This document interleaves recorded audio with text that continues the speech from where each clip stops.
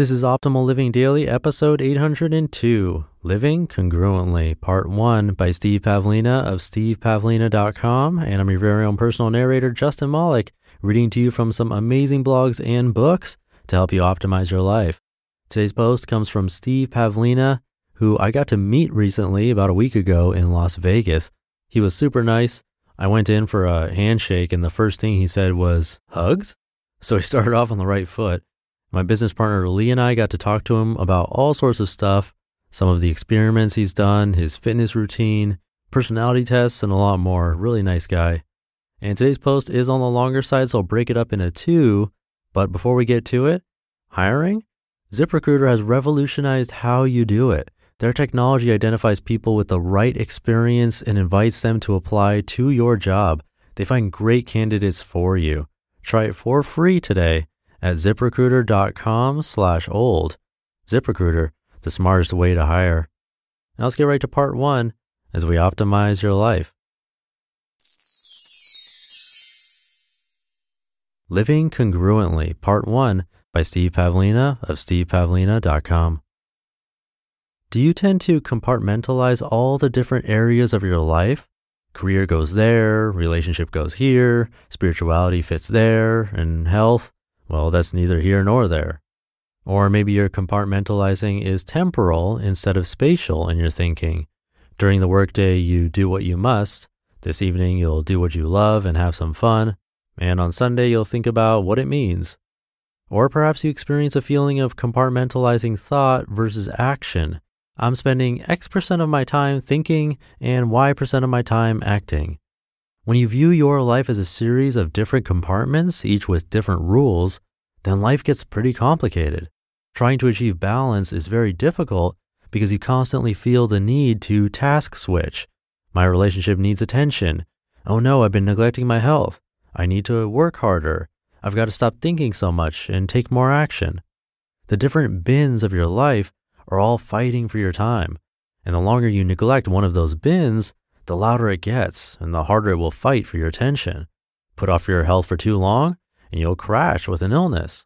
Put off your relationship for too long and a breakup may be the result. Put off your work and your career and income will suffer. This is a paradigm that many people share. Keep all your balls in the air. Keep all those plates spinning. Don't let your spiritual beliefs interfere with your work. But I think it's a broken paradigm. Let's consider a different way of thinking. What if your life had only one bin, one ball to juggle, one plate to spin, just one? No need to deal with 10 different areas of your life and keep them all balanced, just one. How is this possible? It's possible if all of those different areas of your life are congruent, if they all follow the same rules. Then thought and action are one, both pointing in the same direction. They're on the same path. Your work is congruent with your most deeply held spiritual beliefs. You don't have to take your spirituality offline when you go to work. Improving your health improves your relationship. Increasing your income increases your service. This means moving from a paradigm of the different parts of your life being in conflict to a new paradigm where they all cooperate. Instead of seeing each part of your life as independent, you begin to see them as interdependent.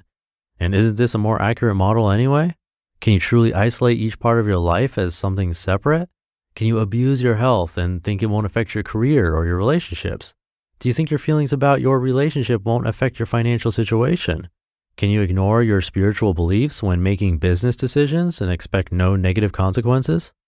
It seems obvious that all the different parts of your life are deeply interconnected.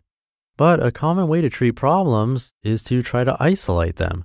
If there's a problem with your health, you need to diet and exercise. If there's a problem in your career, it's time to work harder.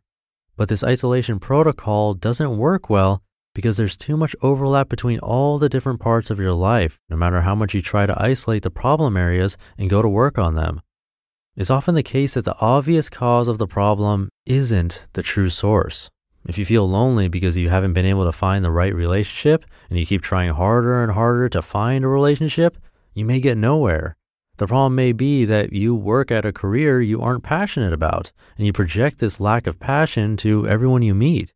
And still a deeper issue may be that your spiritual beliefs tell you that service to others is very important, but you don't feel you're doing that.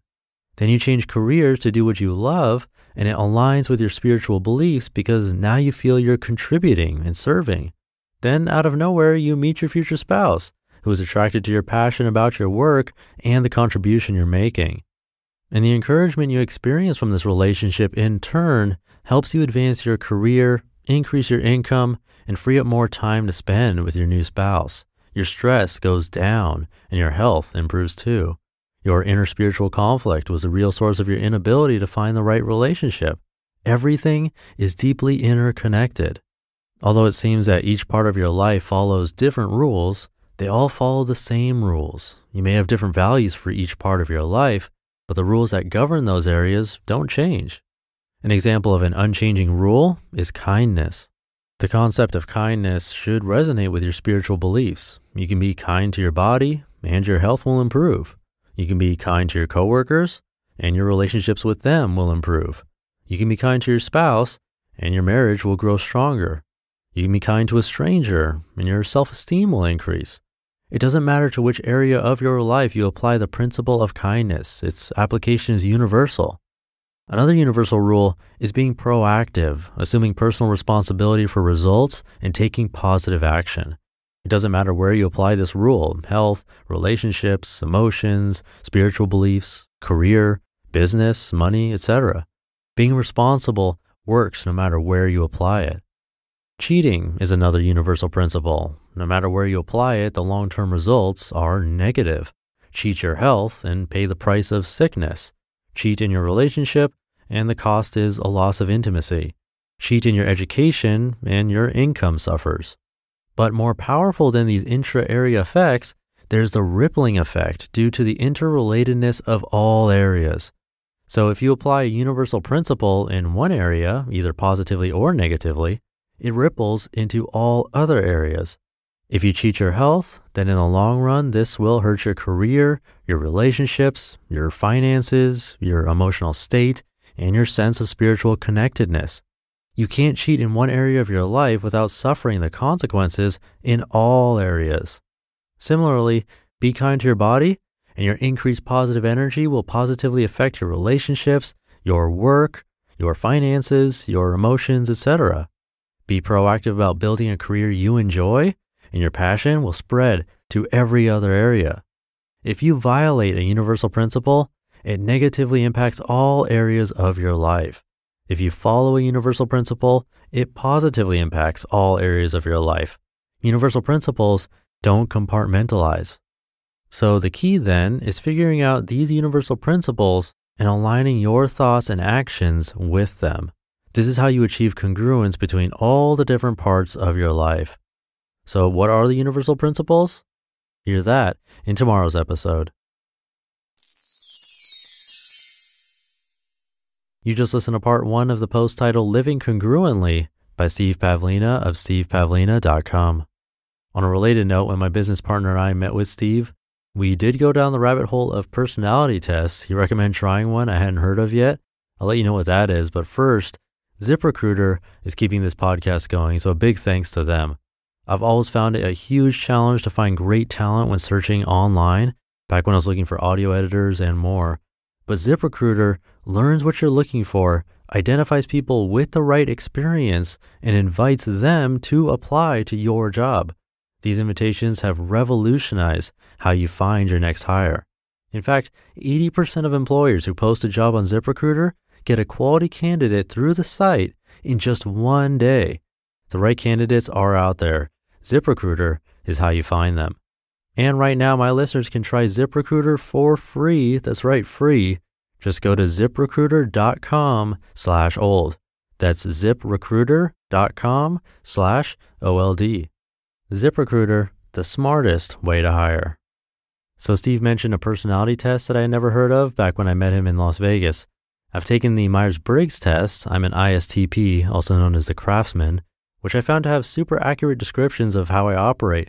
But the one Steve mentioned is called Kolbe. I think that's how it's pronounced. It's Kolbe.